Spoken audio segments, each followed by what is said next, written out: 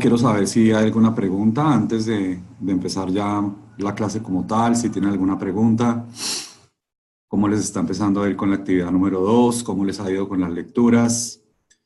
Eh, Recuerden que tenemos tres lecturas más adicionales que las tengo puestas en las actividades de aprendizaje.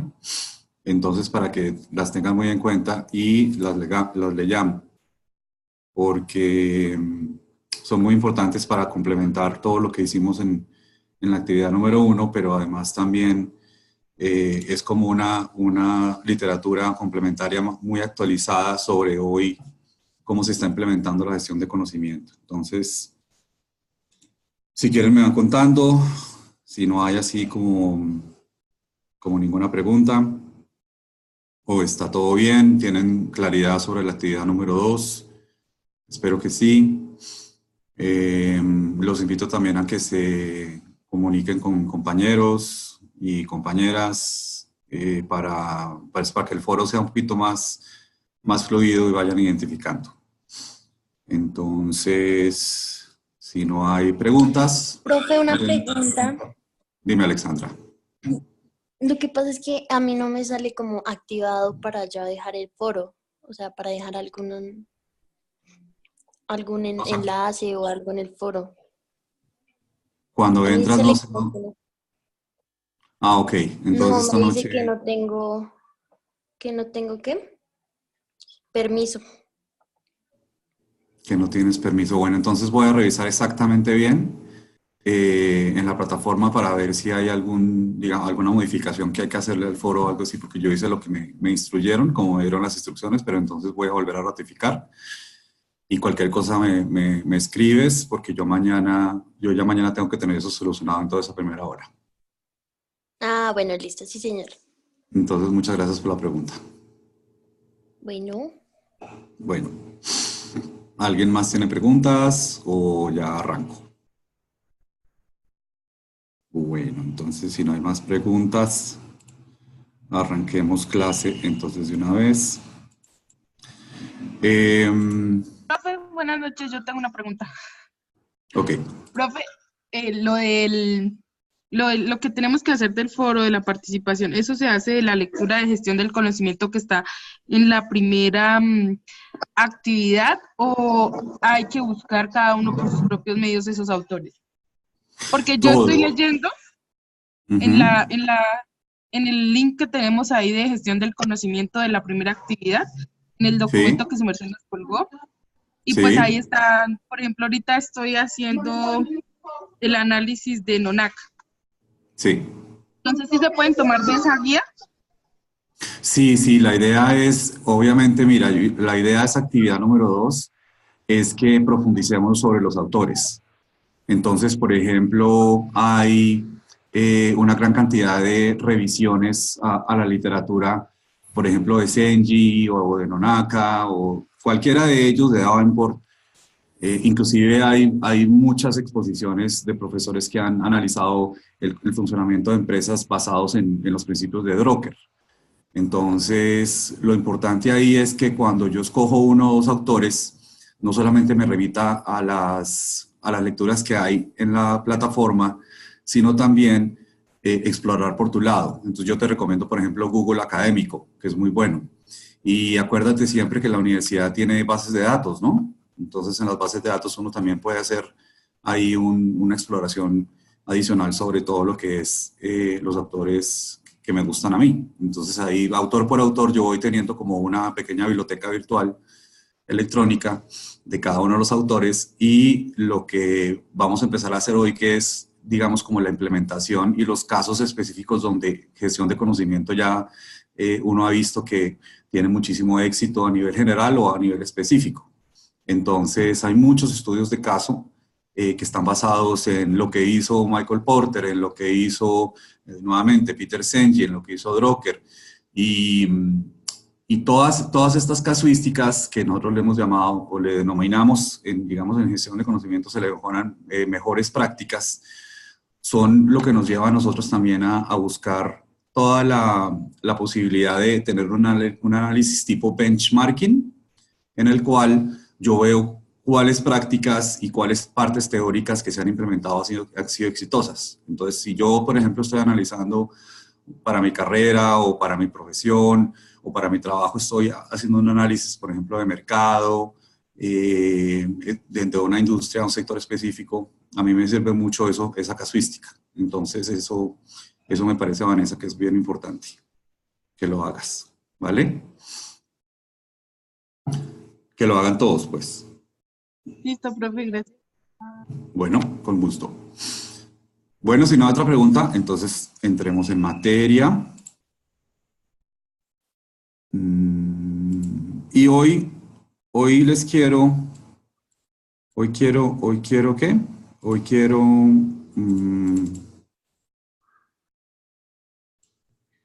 entrar como ya, digamos, a mirar en las generalidades de cómo nosotros fue que llegamos a establecer que la gestión, el sector servicios se convirtió en un sector tan importante y cómo fue que las ventajas competitivas se hicieron, digamos, pues, como muy populares a nivel mundial. Entonces, eso me parece supremamente importante que lo hagamos. Y espérenme que quiero activar aquí el chat por si hay cualquier pregunta.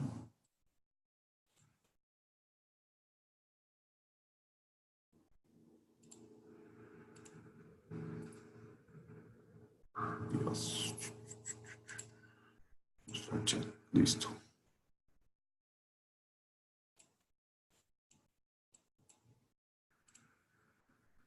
Listo. Bueno, entonces,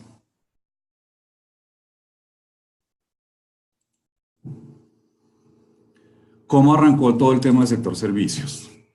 Vamos a abarcar digamos, como un recorrido sobre por qué llegamos de la era industrial a la era de los servicios y por qué la era de los servicios terminó siendo el componente principal de la gestación de mejores prácticas y gestión de conocimiento y cómo hicimos esa transición de ser economías agrícolas e industriales a economías basadas en conocimiento.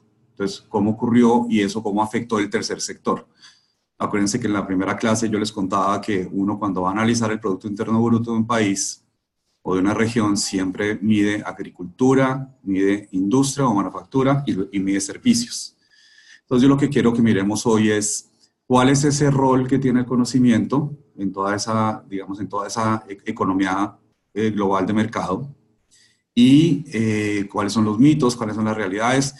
¿Por qué tenemos que entender la complejidad? ¿Cuáles son los elementos importantes de la teoría de la complejidad y por qué el término complejidad debe ser parte integral del estudio de la gestión de conocimiento? Lo mismo ocurre con la gestión por competencias y cómo la gestión por competencias también, digamos, influye muchísimo en la selección de personal. Y empezamos a mirar todo el tema de capital intelectual y cuáles son los activos que conforman el capital intelectual. Entonces, hay un componente supremamente importante para entender qué es lo que estamos viviendo hoy. Entonces, digamos, una aproximación inicial nos dice, yo vivo en la ciudad de Bogotá, o yo vivo en la ciudad de Fusagasugá, o yo vivo en Melgar, o vivo en Cartagena, etc. Cómo de 25 o 30 años para acá me empezó a afectar la interconectividad entre todos los sitios donde yo estoy físicamente y los sitios virtuales. Entonces, una primera respuesta es esta, que nosotros estamos en este momento en una clase de una especialización virtual y podemos tener la comodidad de no tener que ir a una universidad físicamente ni nada, sino que de manera electrónica estamos acá presentes. ¿Eso qué quiere decir? Que entonces hay un elemento de análisis que es, digamos, la localidad. Entonces, para nosotros entender bien la práctica de la gestión de conocimiento, nos debemos acordar que en un nivel de análisis inicial está lo local, luego está lo municipal, luego está lo provincial, luego está lo departamental, lo nacional y lo internacional. Entonces, gestión de conocimiento abarca desde lo más amplio, desde lo más, digamos, global, valga la redundancia, a lo más particular. Entonces, lo particular es la localidad. Entonces, la localidad puede ser inclusive mi barrio o mi comuna, o en el caso de lo rural, mi corregimiento. Entonces, ¿ahí qué pasa? Allá hay un imperativo global. Ese imperativo global establece que esas unidades de análisis que les acabo de decir, digamos, por ejemplo, municipio-región, tienen una obligación de estar conectadas con las redes globales de distribución, consumo, coordinación y control. Entonces, repito, desde la localidad, en la aldea global hay un imperativo, y ese es un imperativo global, y estas instancias deben estar conectadas, tienen que conectarse, porque si no se conectan quedan aisladas, y al no conectarse pierden posibilidades. Entonces el tema de conectividad, como ustedes lo saben, en una gran cantidad de países del mundo es supremamente importante.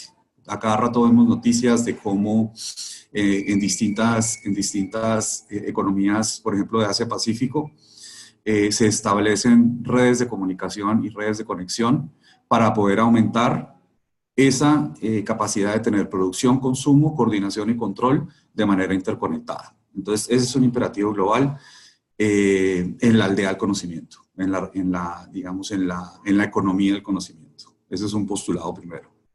Luego, el siguiente postulado es que nosotros hoy debemos entender el mundo como una econocultura global postindustrial. Pues es econocultura porque abarca el ámbito cultural y que se interconecta con el ámbito económico. Es global porque abarca todo el planeta y es postindustrial porque obviamente está más allá de la economía industrial y entra a la economía del conocimiento. Hay un nuevo paradigma, como lo hablábamos, ¿se acuerdan la palabra paradigma del profesor Thomas Kuhn? Que, como les decía yo, es importante que esa palabra no la relacionemos ni la hagamos sinónimo de cualquier cosa hoy en día en Colombia. Todo es un paradigma, no. Paradigma es cuando yo me doy cuenta que la manera como funcionan las cosas en el planeta cambiaron gracias a una revolución científica. Entonces, la interconectividad acá y el hecho de que nosotros tengamos la posibilidad de que a través de Internet tengamos facilidad de tener comercio electrónico, de tener negocios electrónicos, etcétera, es un cambio de paradigma, es un cambio de ver e interpretar el mundo. Es un cambio en los valores, es un cambio en las creencias, es un cambio en las costumbres. Entonces, ese es el paradigma que aparece imperativo para mirar cómo se conectan los diferentes niveles de los sistemas entre los mismos y hacia nosotros. Entonces, antes de la economía del conocimiento, digamos que este paradigma era imposible. Y bajándolo allá, digamos, a nivel coloquial, imagínense que en la econocultura global postindustrial yo tengo 3 adolescentes o 5 adolescentes. Uno está en Japón, el otro está en Sudáfrica, el otro está en Roma, en Italia, el otro está en Argentina, el otro está en Colombia. Hay otro en Estados Unidos. Entonces, ese mismo adolescente que tiene una característica econocultural global postindustrial, porque seguramente la manera como se viste, la manera como interactúa con sus amigos, la manera como se relaciona con sus medios de comunicación, etcétera, es muy similar, es muy parecida. Entonces, hoy en día se analiza muchísimo el tema de los millennials, y los millennials cómo reaccionan hoy digamos, en distintas edades, de los 10 a los 20, de los 20 a los 30, cómo reaccionan a sus generaciones anteriores y cuáles son las características y cuáles son los valores y las costumbres de estas personas. Entonces, como les digo, seguramente hace 50 años era muy difícil que esos 5 o 6 adolescentes uno los cogiera y mirara que eran casi exactamente igual. Todos tenían un teléfono, un par de tenis parecidos, un par de blue jeans parecidos, una camisa, unas rumbas digamos, muy similares. Entonces, a quienes les gusta la música electrónica, entonces van a ver a David Guetta. Es decir, aparecen, digamos, hablando del tema de los DJs con David Guetta y otros muy famosos. Entonces, digamos, como que hay la posibilidad hoy de ver el mundo como si fuera un fractal. O sea, yo tengo un adolescente colombiano y lo llevo a México, lo llevo a Europa y él se conoce con otros adolescentes y tienen cosas absolutamente muy similares, lo cual seguramente no ocurría antes. Entonces eso es lo que quiere decir que la realidad que hoy debemos entender tiene que estar, digamos, dentro de ese marco econocultural, global, postindustrial. Y digamos, los principios de ese paradigma, entonces usan comunidad de análisis, como les dije al principio, municipio-región. Porque entonces a medida que se conforma y es influenciado por gobiernos nacionales, por otros gobiernos, etcétera, también está acogido por servicios y sistemas globales de producción, distribución y consumo.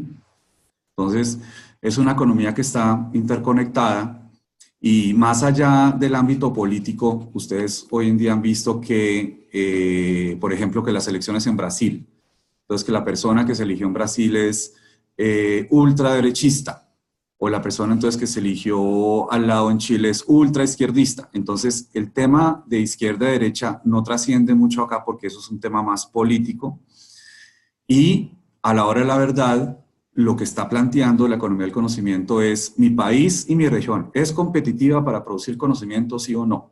Y eso no lo resuelve un izquierdista o un derechista. Porque un izquierdista o un derechista es muy sencilla digamos, la definición o la explicación. Un presidente como el que ganó en Brasil, pues lógicamente al ser de derecha lo que quiere es menos intervención del Estado en la economía. Entonces quiere que la economía sea muy libre y que el Estado no intervenga mucho en la economía. Una persona, digamos, elegida de izquierda, que yo le pongo entre comillas porque como les digo, a la hora de la verdad eso no interesa tanto en términos de lo que ocurre en la economía global. Va a velar, esa persona va a velar porque el Estado sí tenga más participación en la vida del ciudadano. Entonces, que el Estado le garantice al ciudadano ciertas cosas que de pronto en la parte de un ser de derecha, pues no es tan importante porque la persona de derecha dice, no, el sector privado hace eso mucho mejor que el sector público. Entonces, esa es la diferencia, quiero que la tengan siempre presente porque no es bueno en estos temas caer en política. Esto, les diría en serio, es un tema apolítico. Y se los digo muy claramente, ¿Colombia exporta o no exporta? ¿Y qué tipo de bienes y servicios exporta? Es lo único que nos debe interesar a nosotros en todo sentido. ¿Nuestro conocimiento se está exportando o nuestro conocimiento no se está exportando? ¿O nos exportan el conocimiento de afuera para acá? Y eso es lo que establece este paradigma.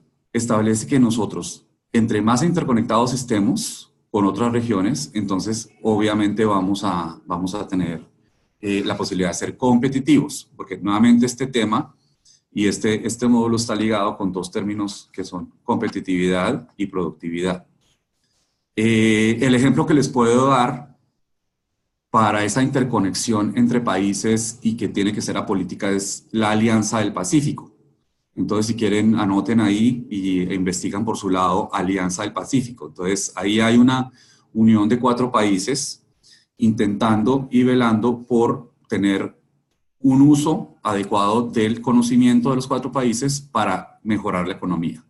Entonces, ahí les dejo pues como de tarea individual para ustedes solitos. ¿Esto a qué nos lleva? Entonces, esto nos lleva a el mismo análisis de esa interactuación entre personas de distintas latitudes, pero eso quiere decir que en todas esas fuerzas, las que más importan a la hora de la verdad son la manera como adquirimos el conocimiento de fuera y cómo lo sacamos. O sea, cómo entra ese conocimiento y cómo sale ese conocimiento. Y obviamente, teniendo siempre en cuenta que yo a nivel de mi localidad es que me doy cuenta si en los contextos políticos o económicos o sociales realmente sí estoy estando interconectado y estoy utilizando gestión de conocimiento. Entonces eso es lo importante que nos debemos preguntar después de este módulo. ¿Qué tanto yo interactúo en términos de conocimiento y qué tanto veo yo que hay conocimiento y uso de conocimiento por parte de mi empresa, por parte de mi organización? O si yo soy una persona que está emprendiendo, ¿cómo voy a utilizar yo el conocimiento para que la empresa sea mucho más óptima, para que tenga todo este tema, digamos, toda la parte de la competitividad?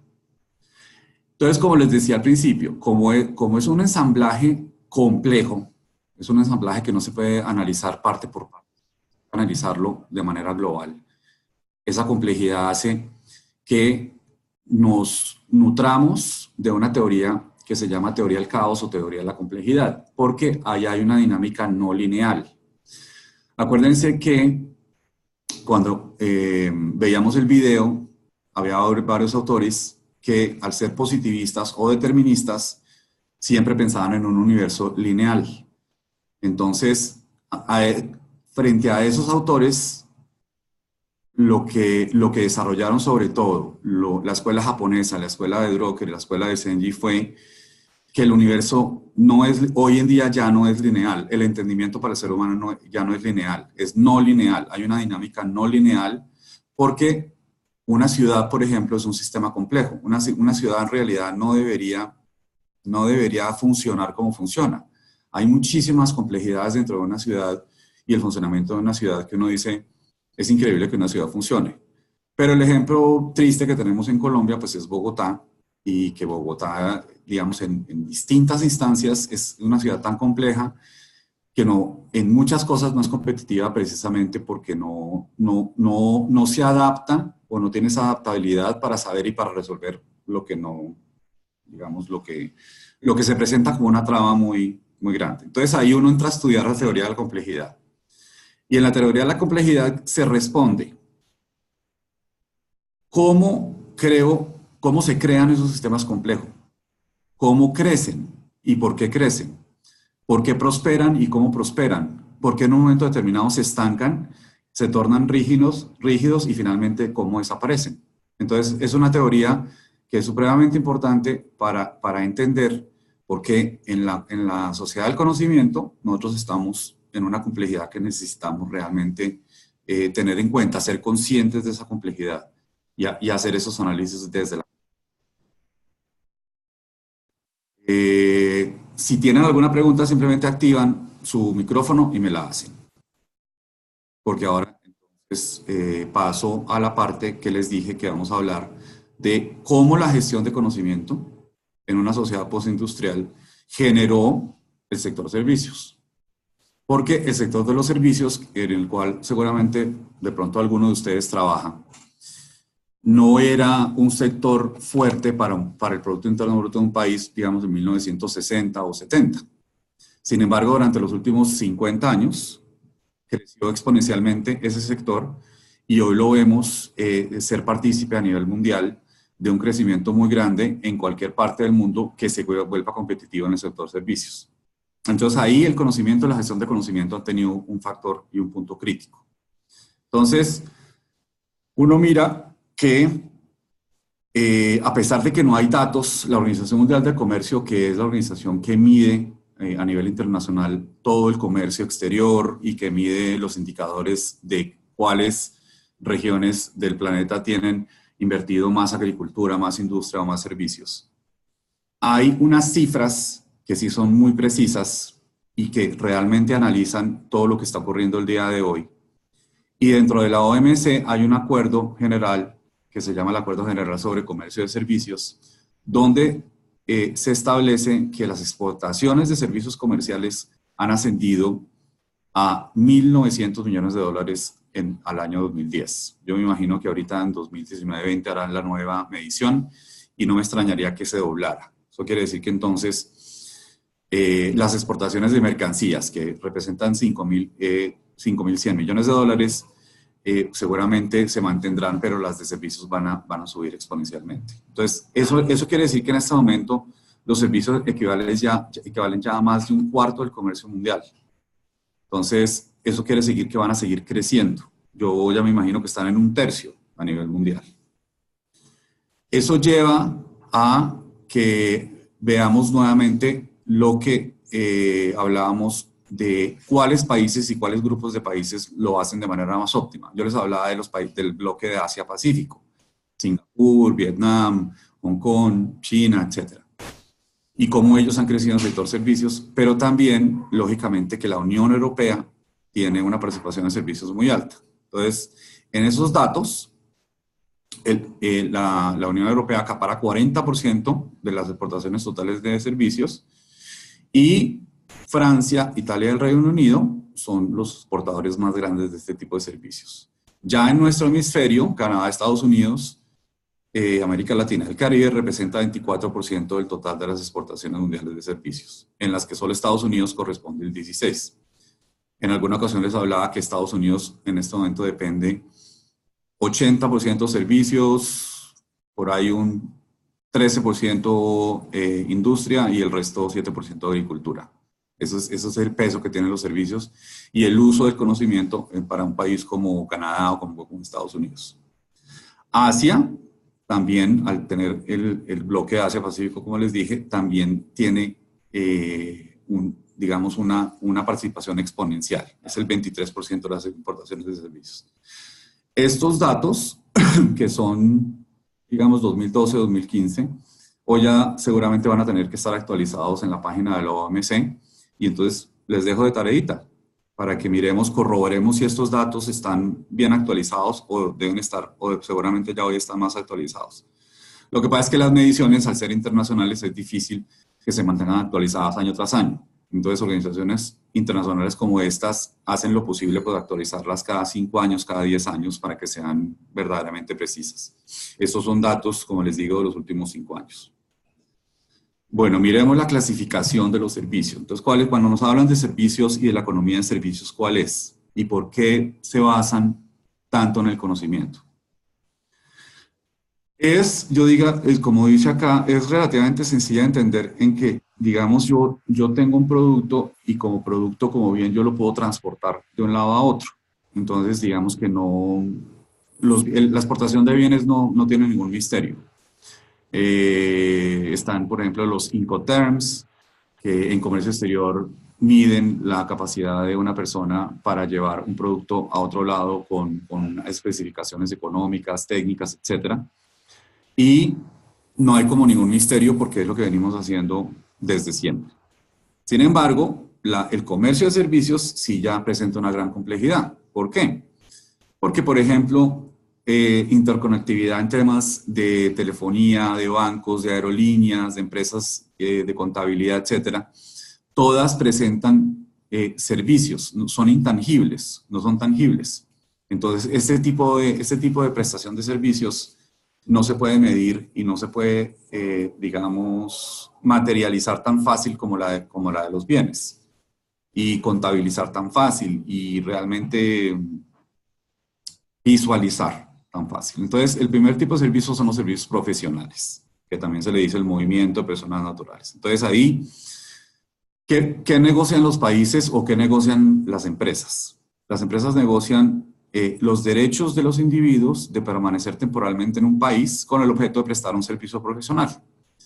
Entonces, hay un trabajador en Argentina que toda su vida por la familia y porque el tema ganadero en Argentina es muy, muy fuerte, ha trabajado en un centro de desarrollo tecnológico mirando cuáles son las últimas tendencias sobre las mejores prácticas en ganadería. Entonces, digamos, por ejemplo, todos los estándares para poder exportar carne, etcétera, la carne bovina y todo. Y esa persona la quieren en Canadá 6 meses para que haga una consultoría. Entonces, esa persona va y hace la consultoría y tiene un permiso especial. Entonces, ahí yo no estoy exportando un bien, sino estoy exportando el conocimiento de ese profesional argentino que está yendo a Canadá a prestar ese servicio. Entonces, esa exportación de servicio queda muy bien, digamos, ya evidenciada. Se especifica que el acuerdo no se aplica a personas que busquen empleo permanente o obtener requisitos para ciudadanía, residencia permanente. Entonces, como les decía, en el caso de Alianza Pacífico, lo que se busca es que entre Chile, Perú, Colombia y México haya libre movilidad de personas para prestar servicios profesionales.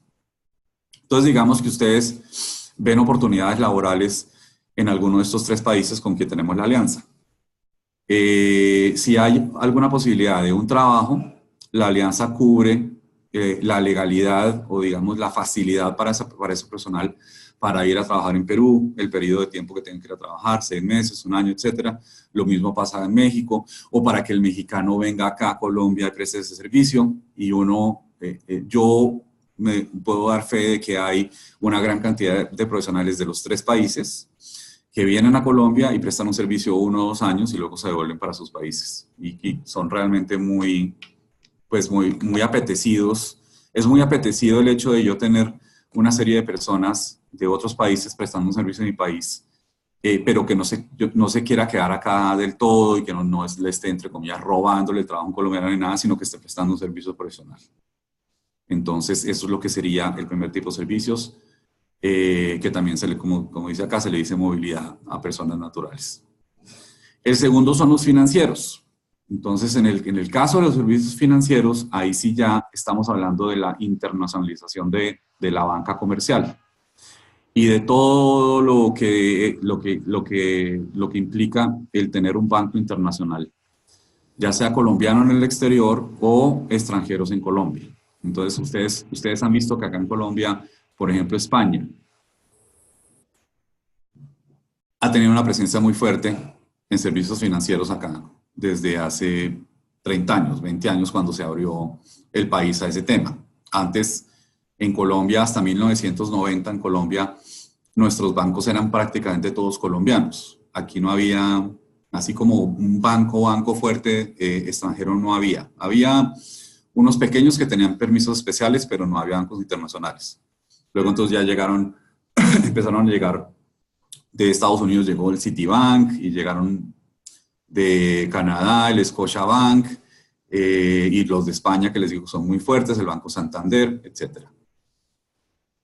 Ahí, en el postulado de servicios financieros, los gobiernos sí tienen que adoptar medidas cautelares, porque tienen que proteger inversionistas, depositantes y tenedores de pólizas de seguro, garantizando la integridad y estabilidad del sistema financiero. O sea que no es tan fácil de simplemente decir yo voy a ir a un país a poner un banco, sino que realmente cuando llega un banco extranjero a Colombia, hoy en día las reglas del juego tienen que ser muy claras para la competencia con los bancos nacionales. Aunque, para ser sincero, les digo, pues los bancos nacionales son muy competitivos. El más grande, que ustedes saben cuál es, que es el Grupo Aval, que aglutina esos 4 bancos y que el dueño es este señor Sarmiento Angulo. Es un banco grandísimo, gigantesco, muy competitivo. Yo diría hoy, sin temor a equivocarme y sin que me pongan en la picota pública, que es un monopolio prácticamente. En muchas cosas el Grupo Aval es un monopolio. La competencia del Grupo Aval es solamente Bancolombia y Davivienda. Ya nosotros dejamos de tener, digamos, esa participación bancaria tan fuerte que hubo hasta los años 80, 90. Y hoy en día lo que vemos es que hay estos bancos muy grandes en Colombia que también están haciendo seguramente un proceso de internacionalización muy fuerte y tienen presencia en el exterior, sobre todo Estados Unidos, Centroamérica, Suramérica. Entonces, esos son los servicios financieros. Los servicios de telecomunicaciones. Entonces, ahí ya inmediatamente tenemos y nos llega a la mente la llegada de la telefonía móvil a Colombia. La telefonía móvil a Colombia llega más o menos en el 95. Del 95 en adelante, pues ya uno empieza a ver empresas. Quien era Movistar hoy se llamaba Celumóvil y le pertenecía al Grupo Santo Domingo, que eran también los dueños de Avianca, de Caracol. Entonces, había unos oligopolios que empezaron a utilizar los servicios de telefonía móvil, pero el país no era muy competitivo en eso. Inclusive yo les digo, servicios de telecomunicaciones, el ideal sería que nosotros en Colombia tuviéramos por lo menos 6 empresas fuertes, y a la hora de la verdad no las tenemos, porque son las 3 grandes y otras más pequeñas que intenta competir, aunque uno podría decir que Avantel ya está pues también, digamos, como entrando, como ingresando. Pero Pero todas estas, ¿por qué las traemos a colación acá en la economía del conocimiento? Porque a la hora de la verdad cumplen una doble función, que es que transportan actividades económicas o transfieren electrónicas de fondos o de acceso a redes y servicios públicos para transportar todo esto a nivel de las tecnologías de información y telecomunicación. Entonces, como son intangibles, están basadas en conocimiento y en lo que les decía de la casuística, la pregunta creo que era de Vanessa, en la casuística es bien importante mirar los casos exitosos. Entonces ahí uno puede ver, por ejemplo, qué implicó la llegada de Movistar y de Telefónica a Colombia, o por qué llegaron. ¿Por qué Comcel dejó de ser Comcel y se volvió Claro? Entonces ahí uno va viendo la línea, digamos, de competitividad de cada empresa y se da cuenta que gestión de conocimiento estuvo detrás del tema de competitividad para ellos. Estuvo 100% detrás. Entonces, eso con lo que responde a telecomunicaciones. El otro tipo de servicio es el del transporte aéreo y en general el transporte en general. Entonces, yo creo que hace 2 semanas les había mencionado, en Colombia Servientrega, Deprisa, Rapidísimo, etcétera, son empresas muy competitivas, no solamente a nivel local y nacional, sino que ya son competitivas a nivel internacional. Las otras, las que son más grandes, que siempre han estado, digamos, presentes como en el imaginario nuestro acá en Colombia, son DHL, Federal Express y UPS. Y esos son, pues esos sí ya son gigantescos porque se mueven a nivel global.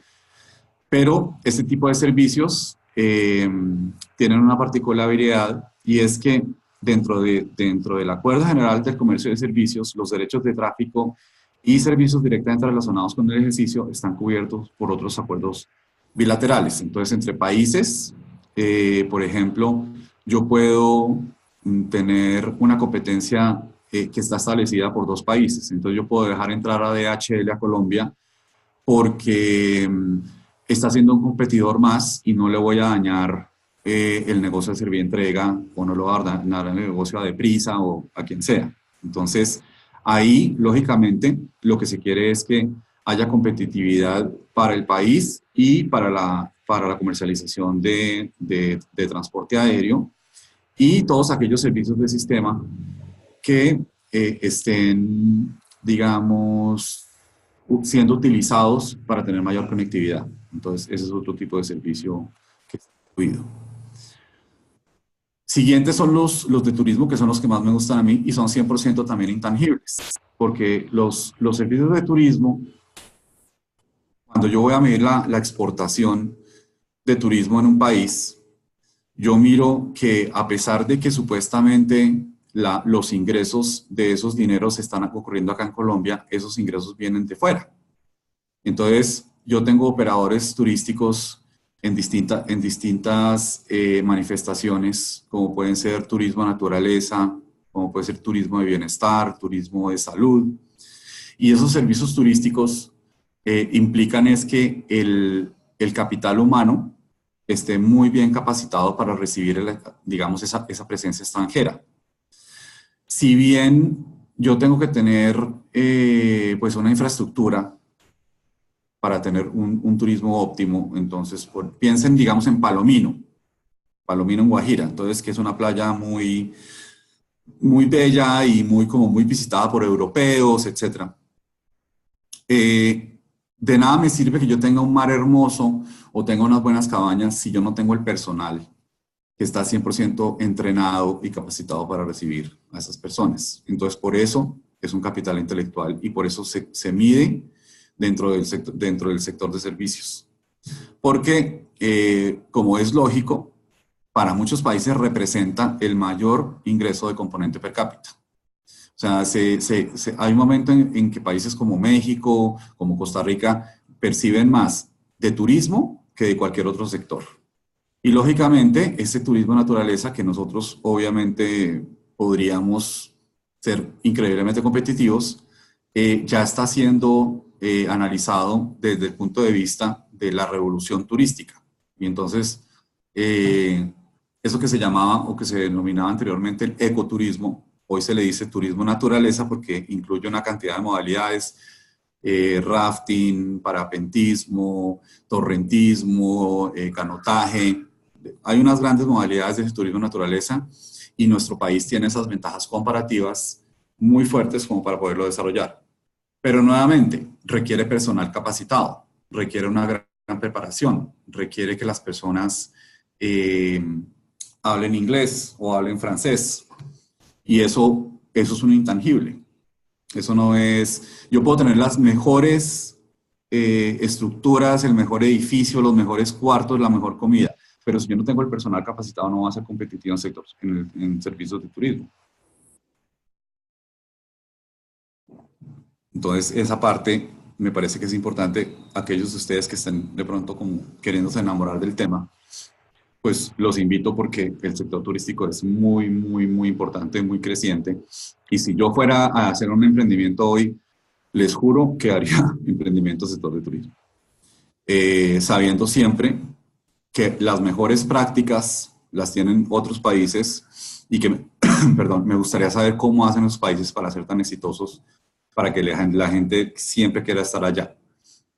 Y lo primero que se me viene a la cabeza es, por ejemplo, la Riviera Maya en México, pues que es una locura la manera como ellos venden esa riviera. Hay visitantes de absolutamente todo el planeta. Y yo sé que nosotros eventualmente tendremos también la posibilidad de explotar no solamente la parte del Atlántico y del Caribe, sino también la del Pacífico. No sé si en mi generación, pero seguramente en algún momento reaccionaremos a tener ese servicio turístico de manera muy explotada. Entonces, ese es ese tipo de servicio que es intangible. Y el último son los servicios profesionales. Entonces, acá lo curioso es que han habido una gran cantidad de multinacionales que, por ejemplo, en Colombia se han establecido y que seguramente muchos de ustedes han escuchado. Entonces, una es KPMG, otra se llama Ernst Young, otra se llama Pricewaterhouse, otra se llama Computer Associates, otra se llama SAP, otra es IBM, etc.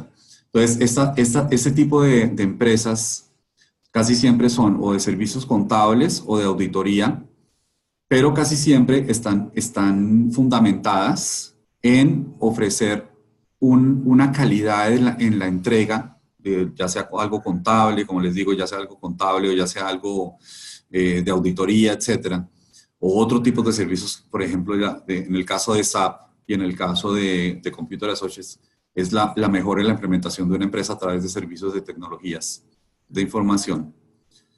Entonces, esa calidad hace que, lógicamente, estén basadas y fundamentadas en la gestión de conocimiento, en la gestión por competencias. También, lo que mencionábamos anteriormente, las personas que viajan de su propio país para prestar servicios a otro, como por ejemplo deportistas, modelos, consultores, que también, como lo vimos al principio, se conoce como presencia de personas naturales. Entonces, ese es el sector de servicios profesionales. Yo, como ustedes se están dando cuenta, desde hace 4 semanas pertenezco a este servicio. Yo presto mi servicio profesional a la Universidad de Cundinamarca como docente y es algo intangible. Yo no les estoy construyendo, ayudándoles a construir un carro, ni una casa, ni nada, sino estoy ayudando a tener una cohorte como la de ustedes, graduada en una especialización o una maestría o un pregrado, etcétera, a través del servicio profesional de la docencia. Entonces, preguntas. Hacemos un paro. Cuéntenme si hay preguntas por aquí. O no hay preguntas. ¿Alguien quiere levantar la mano? ¿Están aburridos?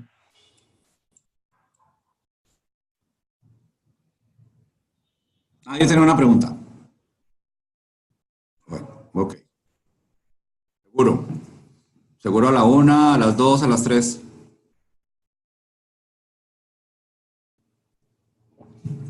Listo. Entonces, volvamos a la pregunta. ¿Qué es conocimiento? ¿Y cuál es la diferencia entre información y conocimiento? Si nosotros partiéramos de la base que la información es una de las características que tenemos nosotros en la sociedad y que vivimos en una era de la información, entonces, ¿cuál es la diferencia entre información y conocimiento? Yo digo que la información, como les decía en alguna ocasión, creo que en las sesiones anteriores, nunca puede ser en sí misma conocimiento, porque el conocimiento que demanda, el conocimiento demanda esfuerzo, atención, rigor y voluntad. Entonces, cuando yo les mando un texto y les digo, léanse tal artículo, entonces ustedes se leen el artículo y es lo que yo les mandé fue información, pero no es conocimiento. Entonces, fíjense que ahí la vaina es muy distinta. Cindy, cuéntanos. Activa tu micrófono, Cindy.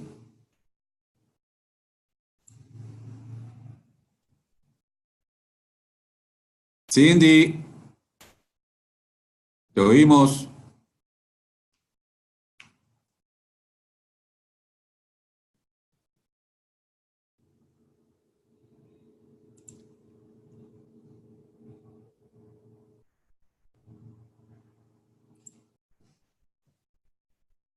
Cindy, ¿ya no vas a levantar la mano entonces?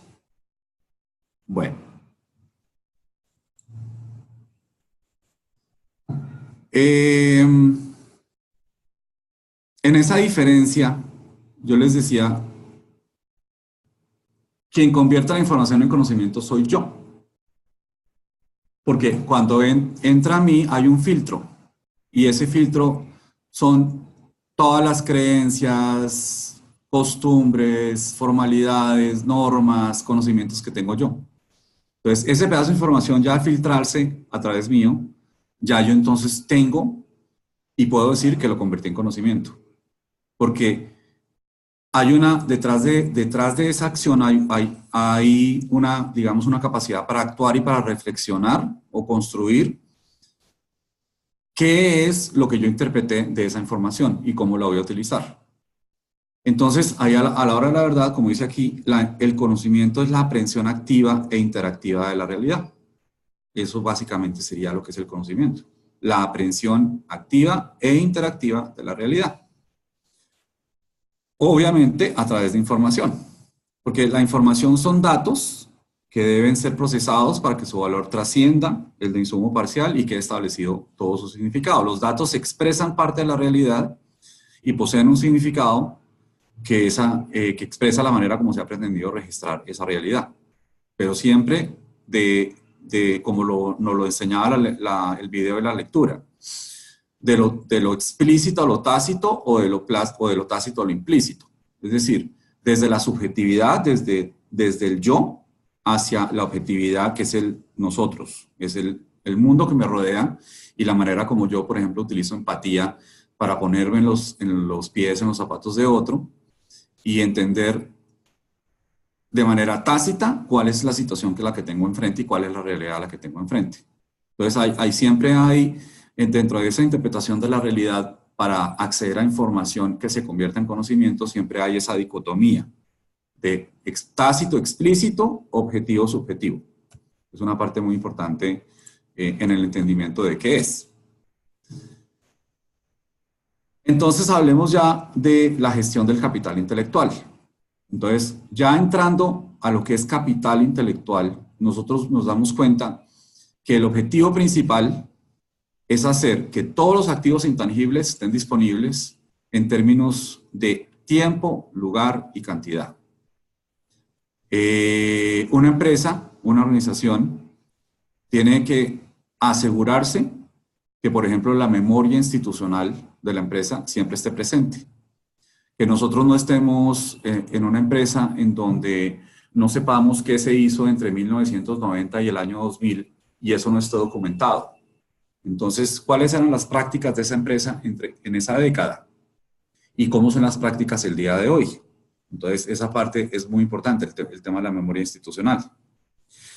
Como todo proceso de gestión, se lleva a cabo una planificación, una administración y un control de tareas. Ahí, a lo que se refiere es a hacer planificación estratégica, a tener la práctica de la planificación estratégica como un ideal empresarial. El ideal es que siempre haya, digamos, objetivos estratégicos para ese tema de planificar. Siempre hablaba un responsable de un equipo multidisciplinario que haya sido creado para esta actividad y que se encargará de desarrollar, mantener y proteger ese sistema en particular.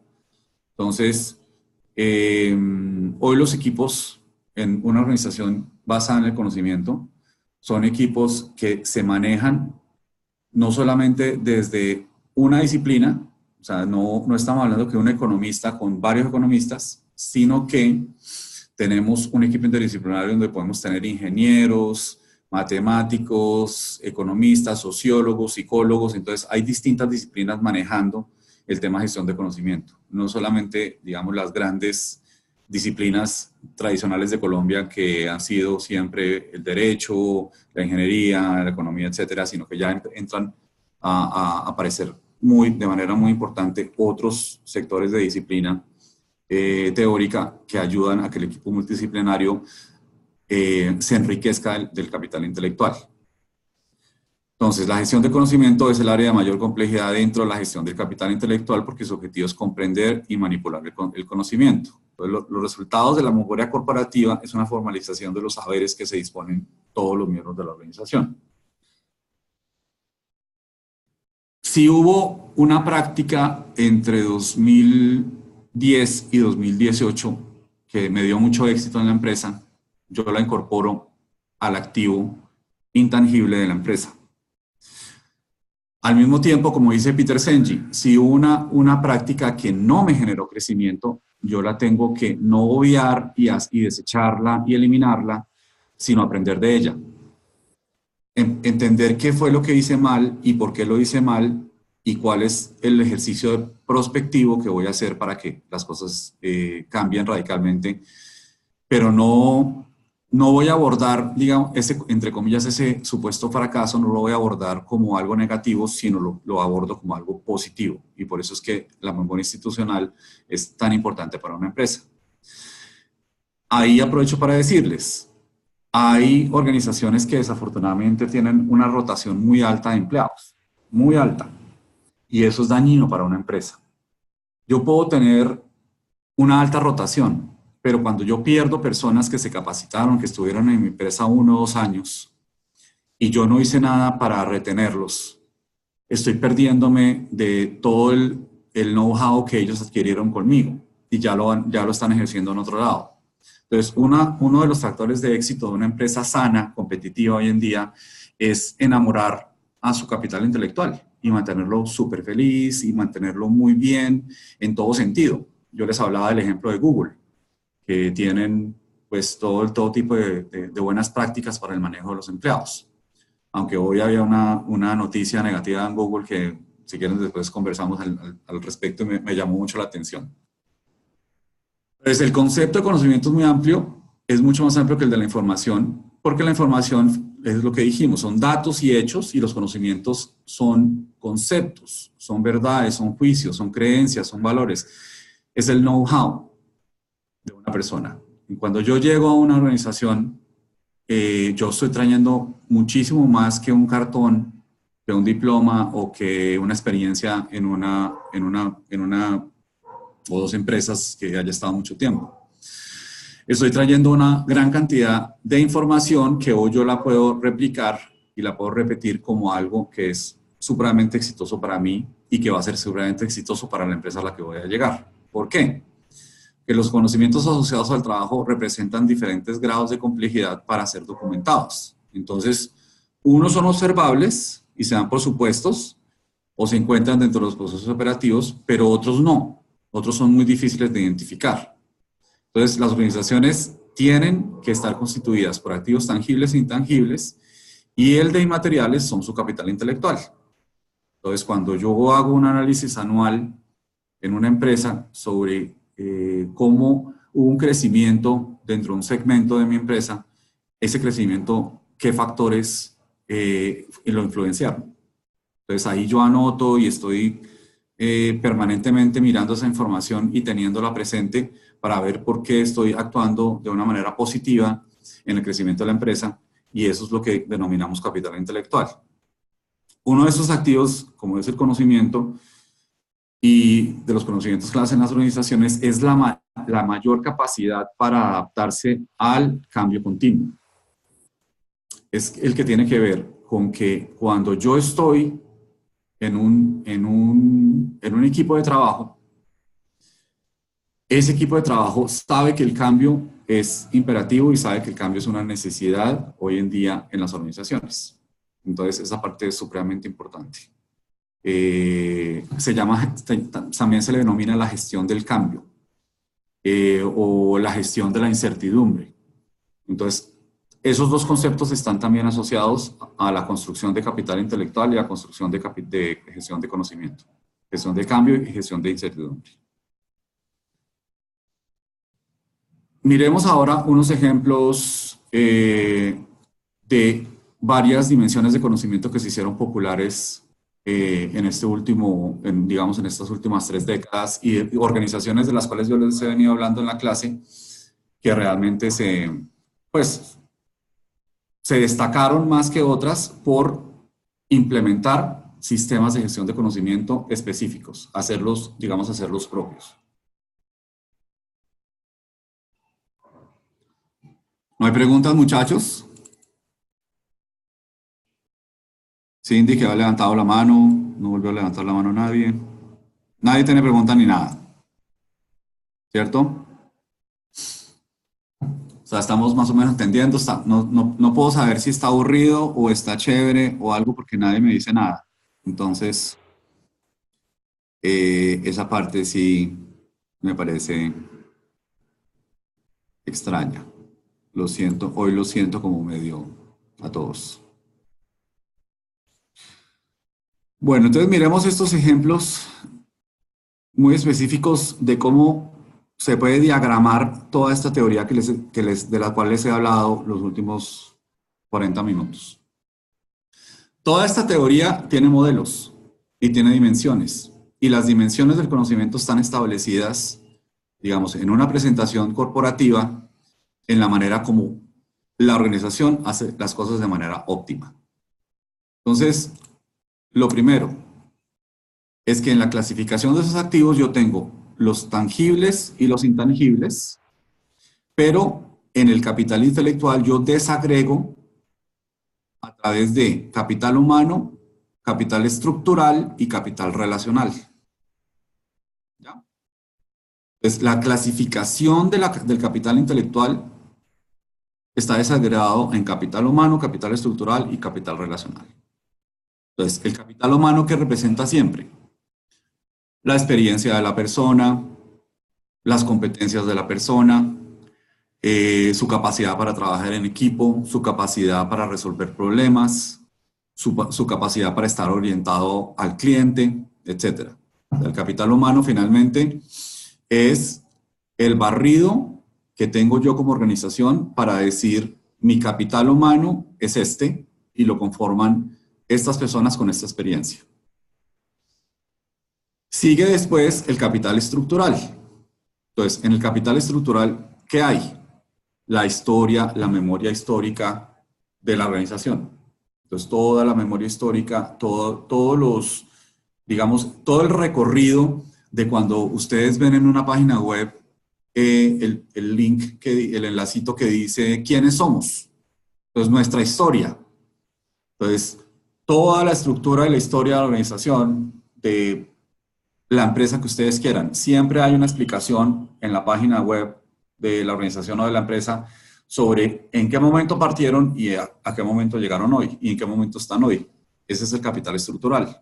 Todo lo que tiene que ver con la manera como llegaron a ofrecer los servicios que ofrecen hoy. Porque una industria, no, pues, que tenga el 80 o el 90% de sus actividades basadas en la construcción de bienes, etcétera, pues el capital estructural no es tan importante en términos de que está construyendo bienes. Pero una empresa que está dentro del sector servicios y que presta un servicio, etcétera, o una empresa de industria que quiere hacer innovación, es decir, que tiene la unidad esa que yo les hablaba de la necesidad que tiene Colombia de que sus pymes nazcan con unidades de investigación y desarrollo, porque de ahí es donde nace la innovación. Esas industrias sí incorporan capital intelectual y entonces ya el capital estructural ya empieza a ser mucho más amplio que solamente la producción de bienes. Entonces eso es muy importante tenerlo en cuenta. El tercer elemento o componente es el capital relacional. El capital relacional es muy importante dentro de la definición de la gestión de conocimiento del capital intelectual. Es muy importante. El capital relacional me dice a mí que yo tengo un equipo al que no se le dificultan las relaciones públicas, al que no se le dificultan las relaciones públicas con el cliente interno, o sea, nosotros con nuestro equipo de trabajo, y no se le dificultan las relaciones con el cliente externo. Entonces, ¿cuáles son las personas claves en mi organización que van y buscan nuevos escenarios, van y buscan nuevos clientes, o que llegan a la organización y tienen unas relaciones públicas muy avanzadas y muy fuertes con la industria a la que pertenecen? Entonces, personas como estas son muy apetecidas porque su capital relacional es muy alto, muy alto. O sea, esa persona no se limitó solamente a moverse dentro de como un círculo cerrado, yo pues conozco a Sutano y conozco a Perencejo y me encontré con no sé quién y no sé qué, sino que esa persona ya ha extendido su radio de acción y se ha ido mucho más allá. Ha ido a buscar en otra parte otro tipo de relaciones que saben que va a fortalecer su profesión y su sector. Entonces tienen un relacionamiento muy alto. No es tanto que sean personas que pueden romper el hielo y que puedan establecer relaciones, digamos, óptimas a nivel personal. Es que crean confianza en un cliente externo y esa confianza que crean las hace muy valiosas porque yo, digamos, en la alta dirección puedo decir, voy a mandar a Cindy, voy a mandar a Johanna, o voy a mandar a John Freddy, etcétera, porque yo ya sé que ellos cuando van los atienden muy bien y los reciben muy bien porque tienen esa capacidad para relacionarse de esa manera y esas personas que ellos conocen van a facilitar resultados dentro de lo que es dentro de lo que son los objetivos de la empresa de hoy. Entonces eso es el tema de capital de gestión. Nuevamente me gusta hacer el recorrido de qué es gestión de conocimiento, según Davenport, según Sbaby. Entonces, siempre pensando en los autores, me gustan mucho esos autores. Para la actividad número 2, Davenport y Sbaby, me gusta mucho Senji. Digamos que los japoneses también, pero los japoneses siempre son muy, muy, muy orientados al éxito de cómo una empresa da un salto cuántico. Es decir, una empresa que estaba como estancada en una sola cosa y realmente se tecnifica. O sea, ellos son... Esa escuela es una escuela que busca innovación, que busca competitividad al 100%. No, digamos, no está como tan interesada en este tema que le gusta tanto a Senji, que es que la gente y la organización tengan una visión compartida, sino que los japoneses son más, ¿no?, orientados a que el rol del conocimiento tiene que dar competitividad, tiene que dar innovación. Y digamos que esa es como la diferencia en la actividad 1 que realizamos para mirar similitudes y diferencias. Entonces ahí digamos que esa es la parte importante entre este tipo de autores para que vayan pensando ya todo el tema de la actividad 2. Miremos rápidamente cómo dentro de un negocio sería el proceso de gestión de conocimiento. Y es un proceso que es circular. Entonces yo, digamos, arranco con la detección de un negocio y cuál es la información que yo necesito para ampliar el negocio. Entonces yo selecciono esa información, la organizo, la filtro a través de mi organización o de mi capital humano, la presento y luego la uso. y luego vuelvo y arranco con la detección, selección, organización, filtración, la presentación y el uso. Entonces, dentro del negocio, este es un proceso como tal de conocimiento, de gestión de conocimiento. La manera, esta sería una gráfica como para que ustedes visualicen dentro de un negocio cómo cómo tengo que tener presente las distintas etapas del proceso y que la gestión de conocimiento siempre va a ser un proceso más que otra cosa. Hoy en día hay como muchas presentaciones y muchas conferencias sobre lo que quiere decir las estrategias inteligentes. Entonces, yo tengo empresas que quieren ser competitivas por distintas razones, pero saben que necesito utilizar ese capital intelectual para la inteligencia de la organización. Entonces, arranco con que tengo un cambio estratégico en tiempo real. Entonces, yo les mencionaba en clases pasadas. Si yo quiero un plan estratégico a corto plazo, lo formulo para un año. Si yo quiero un plan estratégico para mediano plazo, lo formulo a 4 o 5 años. Y si yo quiero un plan estratégico para largo plazo, lo formulo a 10 años. Este tipo de formulaciones y la definición de los cambios en los que yo quiero tener esa estrategia o quiero desarrollar esa estrategia, tienen que ver con lo que está ocurriendo hoy en mi entorno, en el entorno organizacional. Y ese entorno, ¿cómo está? ¿Cuáles son las vicisitudes que está sufriendo? ¿Cuáles son las situaciones que está sufriendo? Y ahí es donde yo hago un cambio. Entonces, como les digo, gestión del cambio es supremamente importante y para una estrategia inteligente el cambio estratégico debe hacerse en tiempo real. Segundo, la exposición a la realidad. Entonces, ¿qué es la exposición a la realidad? El análisis que yo hago de los componentes que están afectando mi empresa, mi negocio o mi organización. El ejemplo más palpable que les puedo dar, ¿cuál es? Cuando en una ciudad se hace una intervención de una avenida y esa intervención de la avenida va a durar 2, 3 meses o 4 meses. Entonces mi negocio sufre porque yo no tenía contemplado dentro de la realidad de mi negocio que me fueran a cerrar las vías de acceso 2 o 3 meses. Entonces ahí yo tengo que ser estratégico y saber qué es lo que voy a hacer y cómo voy a abordar de manera inteligente ese cambio de una realidad que me afectó, pero que no necesariamente era una realidad que yo creé. Eso es lo que quiere decir la exposición a la realidad. La inteligencia emocional. Mucho se ha hablado del tema de la inteligencia emocional. Yo no soy así como muy partidario del tema en términos de lo que es, de cómo afecta gestión de conocimiento, porque los seres humanos somos impredecibles y yo relaciono este tema de la inteligencia emocional con tener entonces en la organización un psicólogo o un psiquiatra o una persona que abordara los temas que me afectan en mi vida personal. Y yo por eso,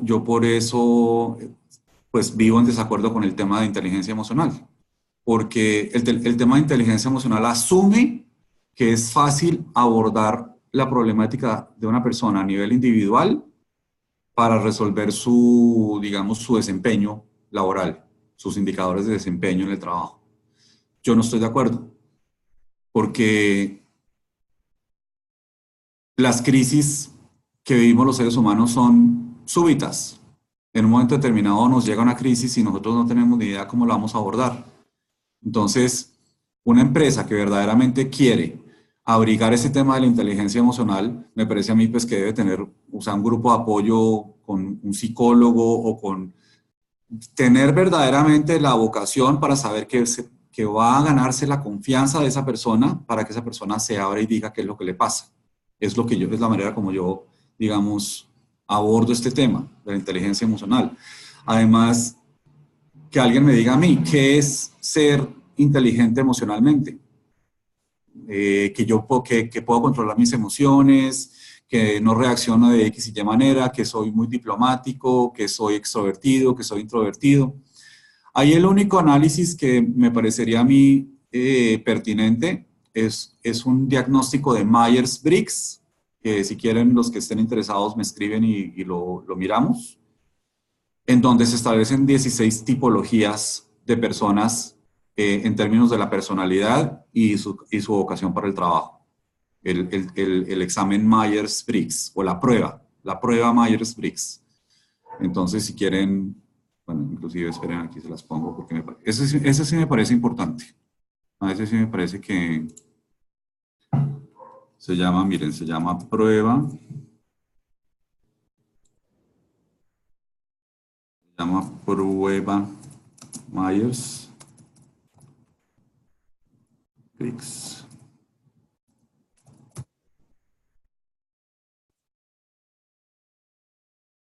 Es esta prueba. Y es una prueba, a mí me parece buena, chévere.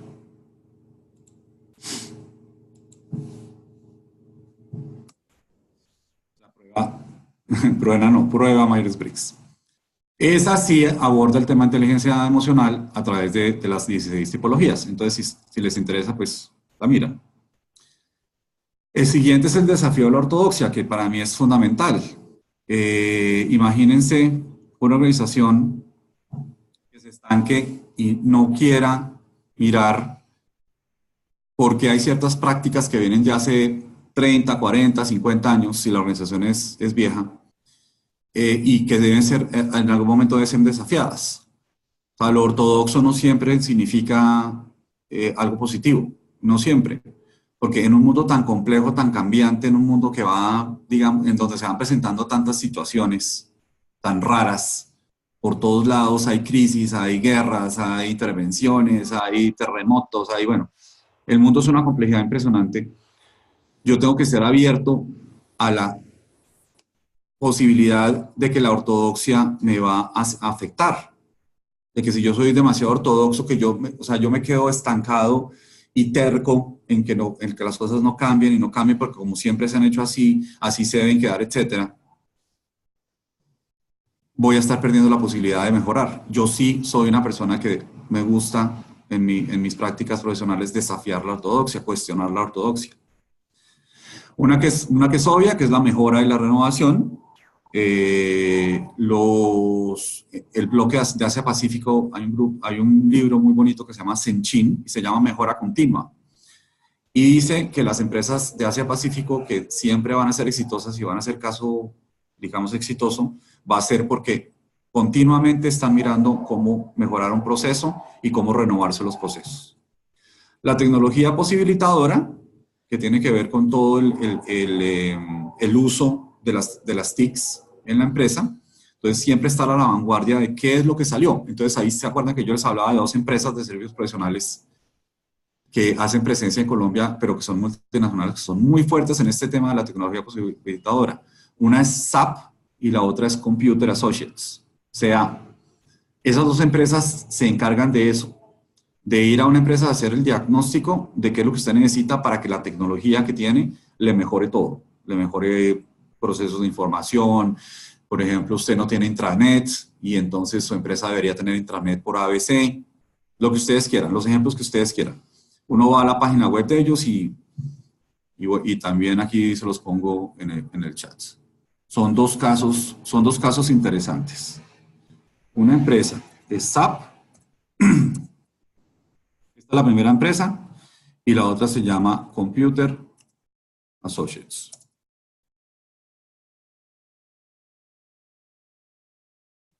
O sea, entonces estas son 2 empresas de las más grandes que tiene el mundo en términos de la prestación de servicio de tecnología facilitadora y posibilitadora. Son gigantes por eso, porque se crearon pensando cómo podemos mejorarle a la productividad y la competitividad a unas organizaciones a través de tecnología. Entonces, ahí viene una estrategia inteligente. Y luego la última es la vitalidad sostenible. La vitalidad sostenible habla de todo eso que hoy conocemos como ser sostenibles en el tiempo y en el espacio. Es decir, que la empresa siempre mantenga una salud organizacional. Entonces, el comportamiento organizacional hace parte fundamental de este tema de la vitalidad sostenible. Entonces, en gestión humana hoy en día se mide la salud de la organización a través del comportamiento organizacional, comportamiento y cultura organizacional. Entonces, un experto va y hace un diagnóstico en general sobre cómo está el grupo de trabajo. Entonces, son talleres en donde lúdicos y la gente los ponen a brincar, a cantar o a hacer talleres, etcétera, para medir cuál es la salud de la gente dentro de la organización, cómo interactúan las personas dentro de la organización.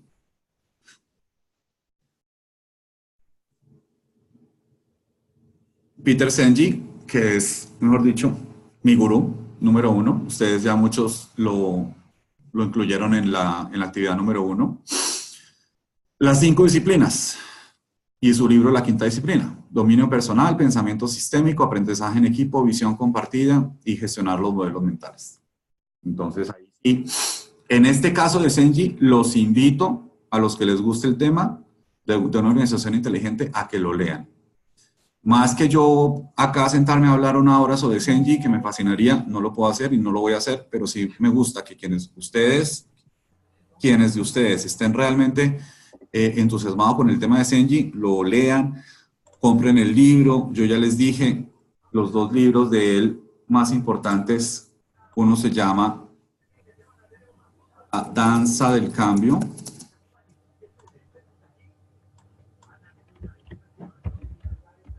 Y el otro se llama La Quinta Disciplina.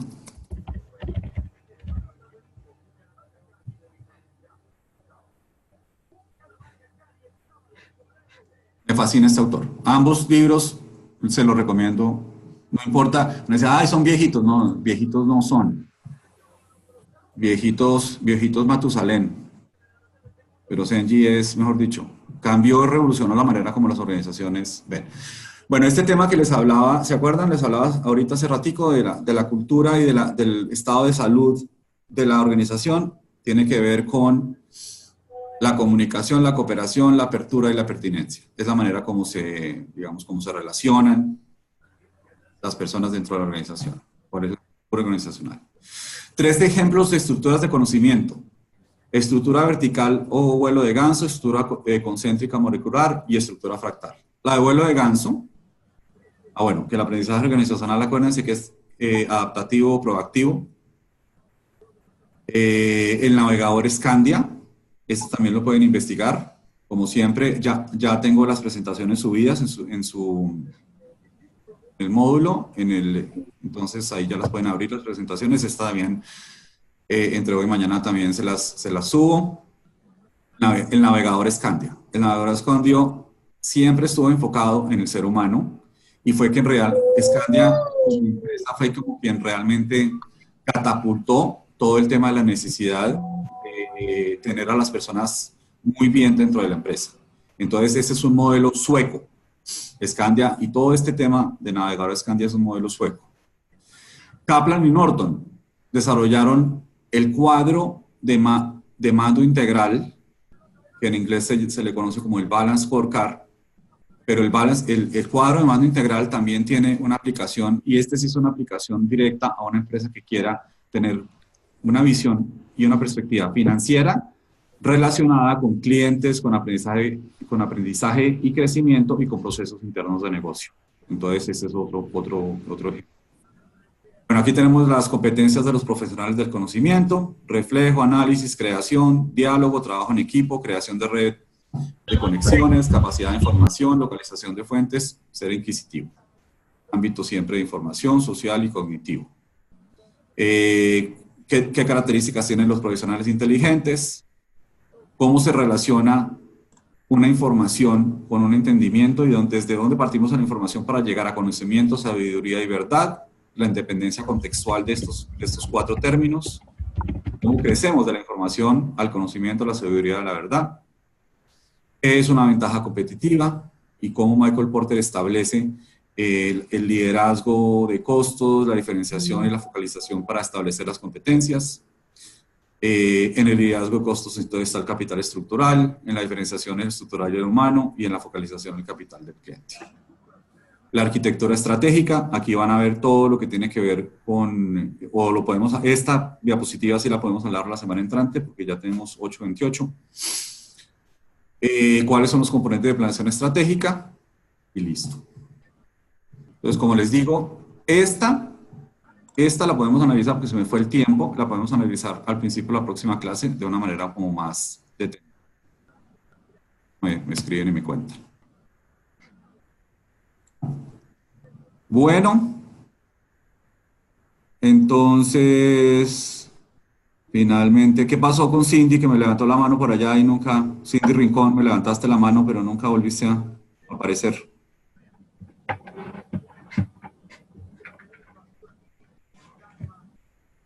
Bueno, entonces no. Bueno, muchachos, si no hay preguntas ni nada, muchas gracias. Me escriben, por favor, Profe, cualquier una cosa. pregunta. Alexandra. ¿A dónde estás enviando las diapositivas? ¿O dónde se están subiendo? Mira, están colgadas. Mira, te muestro.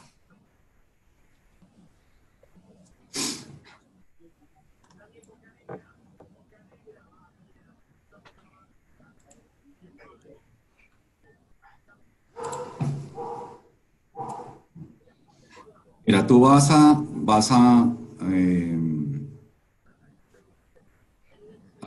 ¿cierto? O sea, entras común y corriente al módulo. Y en el módulo, no les he compartido pantalla.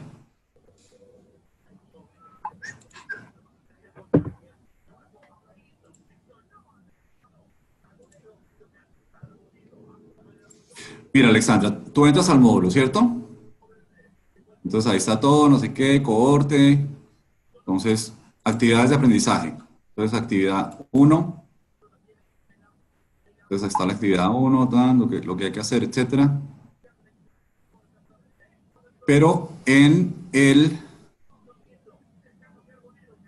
la parte de bibliografía, espérate, yo por qué no, espérate que eso no me está saliendo bien, sí, aquí, pero ¿por qué no me deja ver? Mira, aquí están en todo caso, acá, yo no sé por qué. Ah, ya, profe. Ah, bueno, sí, no, lo que Mira, pasa es que están los primeros 4 y luego está acá, y yo no sé por qué no me está dejando ver esto. no es que ahora sale así. Hay que No pintar Sí, sé estás por en qué, la pero esquina está saliendo superior. así. algo estaba haciendo mal.